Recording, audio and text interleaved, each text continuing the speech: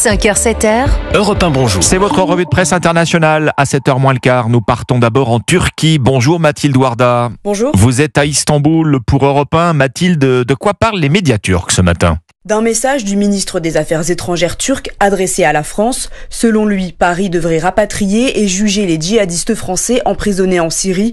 C'est ce qu'il a déclaré lors d'une conférence de presse à Istanbul. La France coopère au sein d'une coalition internationale avec les forces kurdes dans le nord-est de la Syrie dans la lutte contre Daesh, souligne le site Mediascope, et c'est là que les djihadistes français sont retenus.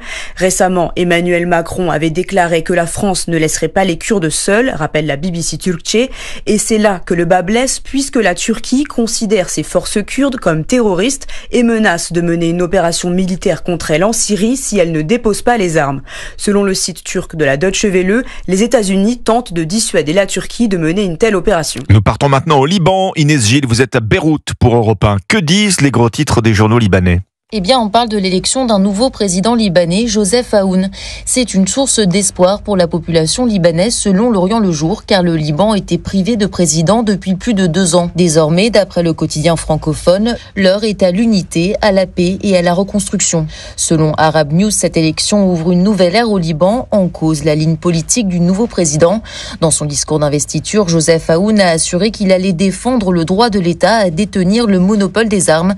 Une critique à peine masquée de la milice Hezbollah. Le média du Hezbollah, Al-Manar, revient quant à lui brièvement sur l'élection sans évoquer les désaccords avec le nouveau président. Pour rappel, Joseph Aoun n'était pas le candidat favori du Hezbollah.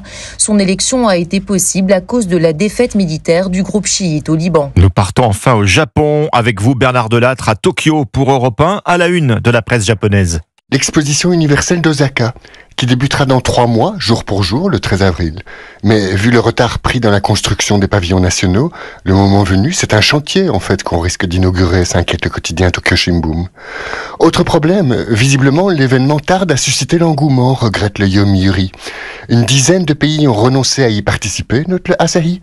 À en croire les sondages, moins d'un Japonais sur 4 s'intéresse à cette exposition, ajoute la radio publique NHK. Et seuls 8 millions de billets d'entrée ont déjà été vendus, souligne l'agence Kyodo. C'est 2 fois moins que ce que les organisateurs espéraient. Le quotidien nationaliste Sankei exhorte les Japonais à un sursaut civique. Sinon, en cas de fiasco, s'alarme la chaîne TV Tokyo, ce ne sera pas l'exposition universelle, mais l'humiliation universelle pour l'archipel. Merci Bernard Delattre, merci à nos correspondants. C'était votre revue de presse internationale sur Europe 1.